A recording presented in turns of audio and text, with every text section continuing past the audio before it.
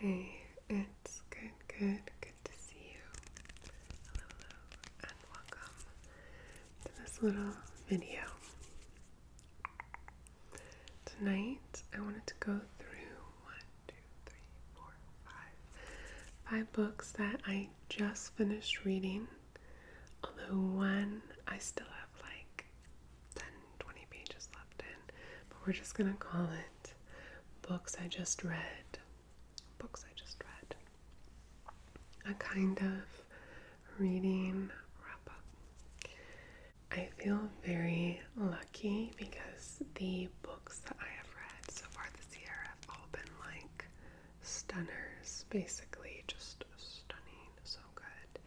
And I'm kind of waiting for the other shoe to drop, or like for something to come in and spoil the mix. But so far, nothing has disappointed. Everything has blown me away. So let's get into it. The first book I want to share with you, you may remember from my book haul, that is Having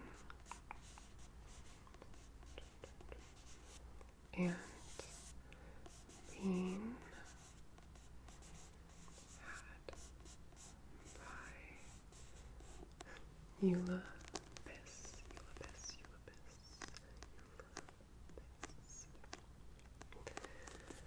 Love the title and love this book. It's phenomenal.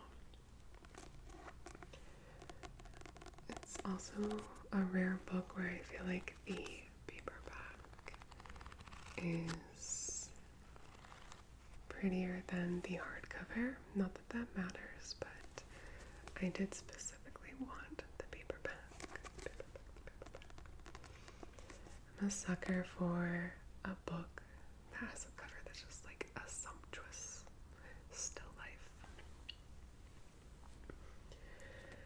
This is a book about capitalism, about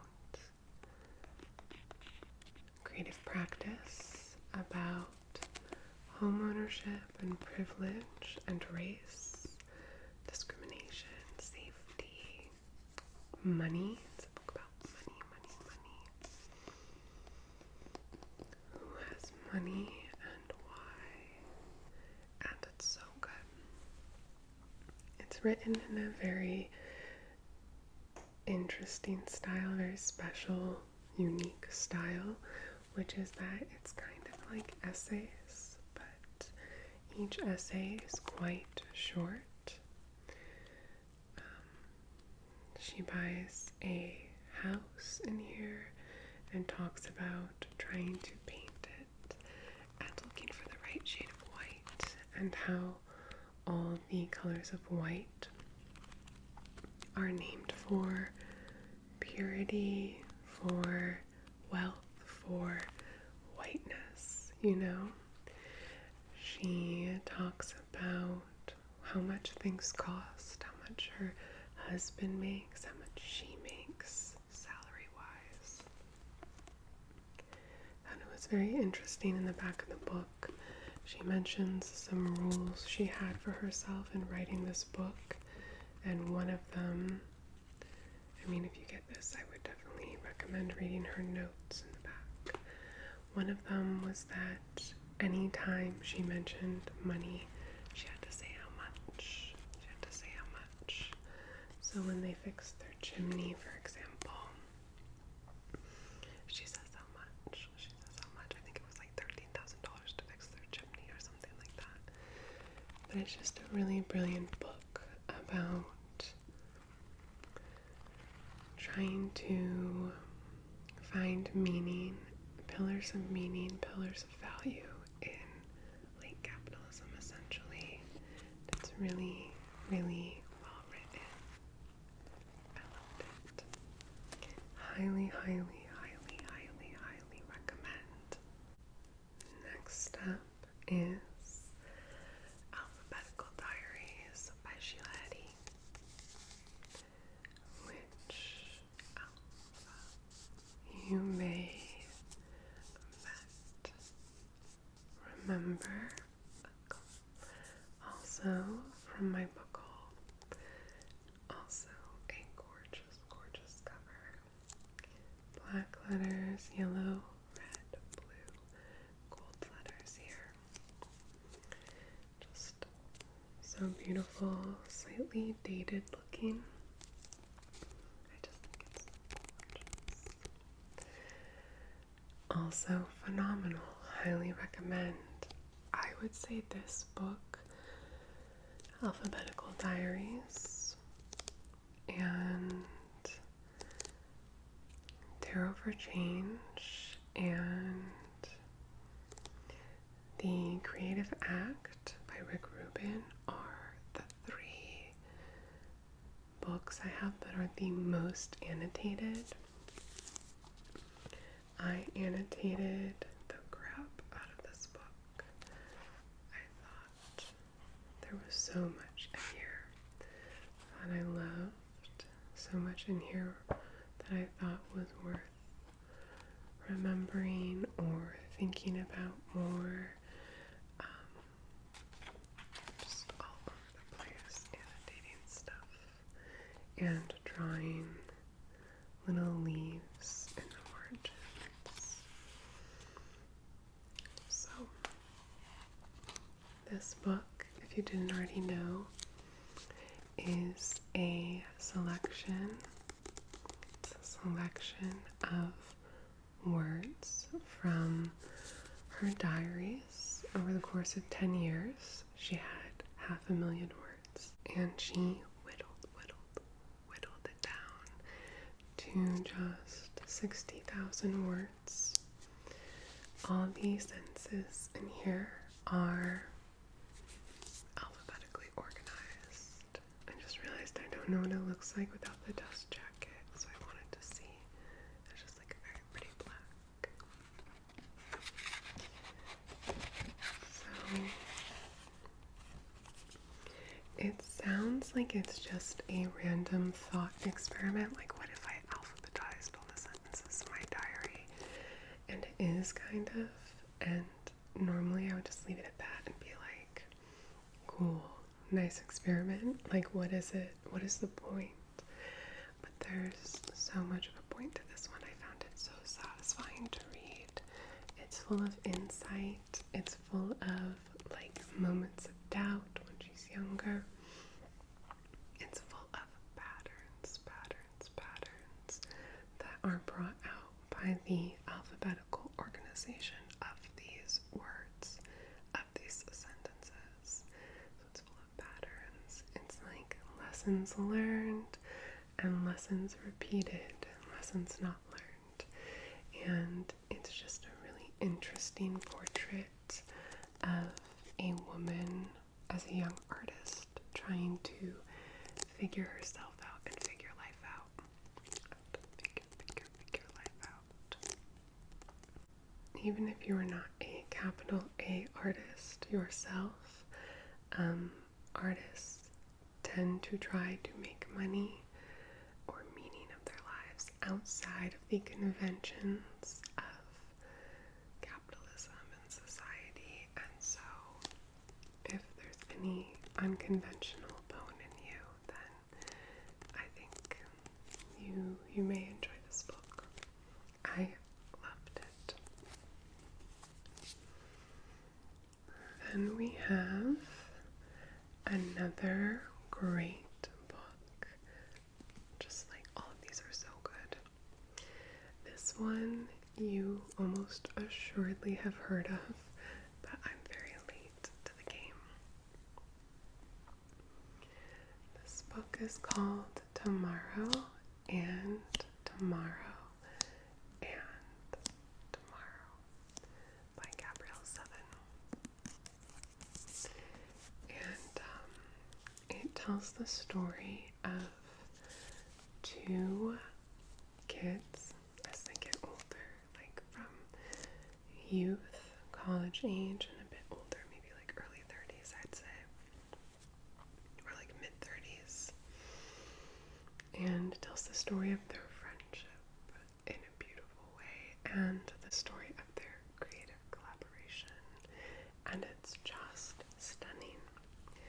I had picked up this book a few times and flipped through the pages to see if I would like it because I knew everyone was loving it.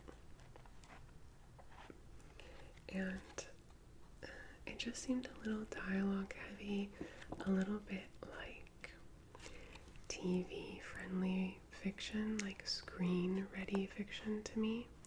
So I just kept avoiding it. I don't like fiction that is overly, it's hard to explain, but like overly contemporary or screen ready is how I always think of it. Where it's told in a way that it's just like a padded out script, like TV script. I tend not to like that. Or fiction that is just like big flashy concept and then not much interiority or not much style or not much like elastic particular to the novel structure or anything like that. I just really don't like that. And I was worried that that would be the case with this book because this book, it's a bestseller. It was getting so much hype.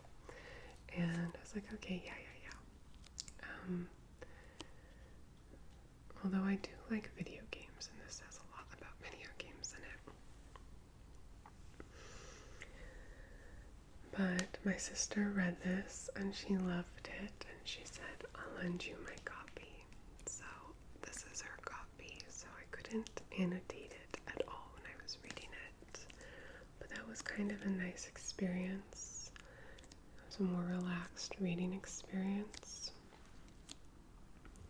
And I guess in short, I'll just say it's nice to read something so well built, something about video games as well. I haven't really seen pulled off in fiction in this way, so that was really satisfying for me as someone who is not a big gamer but really loves indie games in particular. And my favorite thing about this book, well, I have so much.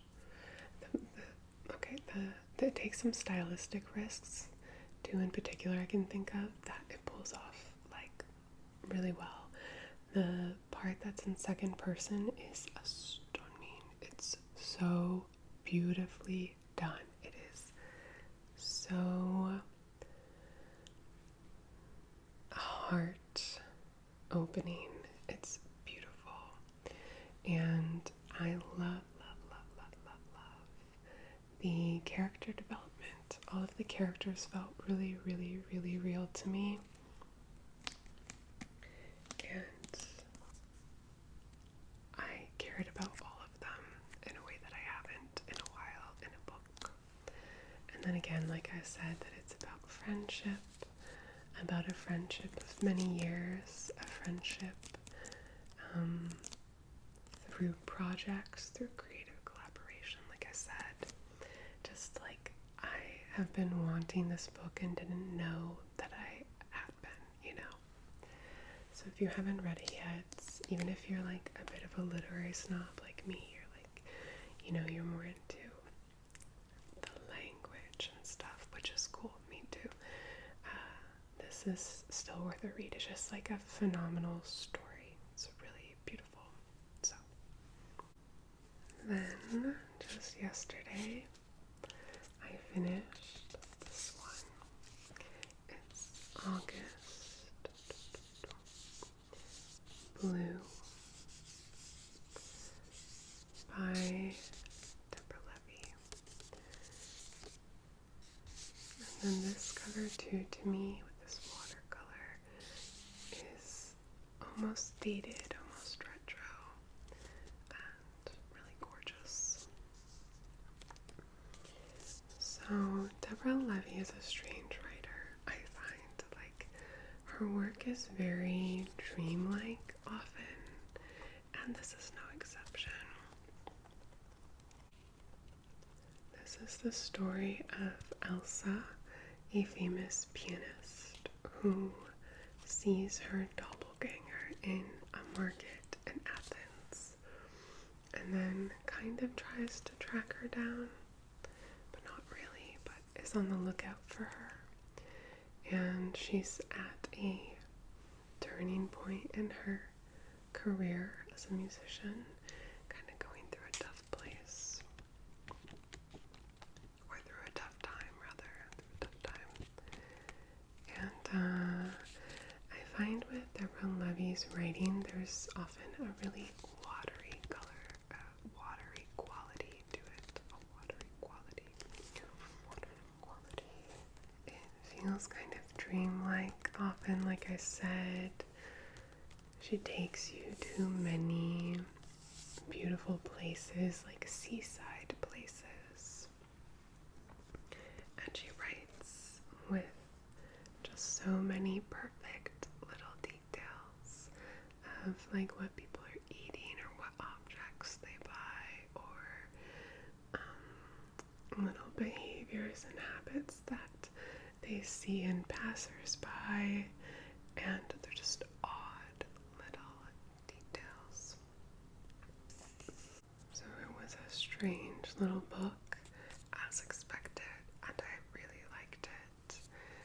My favorite from her is still Hot Milk and Real Estate. Real Estate is part of a memoir trilogy. Hot Milk is fiction. Hot Milk. But this one was very good, and I would definitely recommend it, especially for summer. There was one more thing I wanted to say about it, but now I can't remember. It just feels like a dream. Kind of like the Three Colors trilogy, those movies, blue, white, and red. It feels like that to me. Lots of symbolic repetition, like doubling, doppelgangers, hidden pasts, secrets, lots of swimming, lots of bodies of water, some travel. So, really great. And then finally, to wrap up, this is the one I have like 10 to 20 pages left on. This is Marshall McLuhan's The Medium is the Massage. So this is actually a text by Marshall McLuhan called The Medium is the Message. But when Quentin Fiore went to make this kind of visual edition of it, he had a typo, which was massage. And Marshall McLuhan thought that that was amusing and very fitting for the message of the book. So he just left it. He said, you should just leave it. Massage. The medium is the massage. And it does have a kind of meaning or significance to the text, like is the massage, you know. The medium is persuasive, makes us malleable, and the medium is the message. The medium is equal to the message, informs the message, just as one and the same with the message. An inventory of effects. So basically, this is how, you can see it's really visual, and it's really clever how they did it. I read this text back in college, and my partner had this edition lying around and was rereading it himself, and I said, oh, I want to read that. So when he was done, I started to read it. It's essentially about how the media, like different media, affects the way we perceive and retain information, how printed matter is received by us, how television is perceived and absorbed by us. And it was written in the 60s, mostly about TV as a new medium, but it still applies today to social media. It can be just like extrapolated and like applied to any new media we've encountered in the past few decades. I feel like I'm not doing a good job explaining it, so I'm just going to read the inside flap to you. The medium is the massage. Is a popular classic, a kaleidoscope journey through the Marshall McLuhan looking glass. When first documented, McLuhan's prophetic perceptions on life in the age of electronic information were often perplexing. 3 decades later, his observations are disturbingly clear, remarkably accurate. Marshall McLuhan understood the power of the media long before those in control did. The medium is the massage presents some of McLuhan's most amazing insights and cognitive observations on the global village. The global village. Such as the rear view mirror, the invisible environment, the end of nature, and sensory impact set against the everyday imagery of mass media, consumer goods, the press, advertising, and the arts. So, if you're at all interested in that and how information is delivered to us through different media, through the mass media, then I highly recommend this book. Either this book, this visual edition, or the original text, which is the message, not the massage. But it's very funny. And it's written in this way that's very accessible, I think, kind of punchy, a little funny, but in a scary way. Like, it's almost written at times in the manner of advertising, like quick quips and clipped phrases and punchy, memorable, like turns of phrase, just to grab your attention, So, that's what I've been reading lately. I would love to know what you've been reading. I always love to hear about it. I hope you're doing super, super, super well. And if you're not, that's okay too. I will talk to you very soon. And until then, good night. Good night.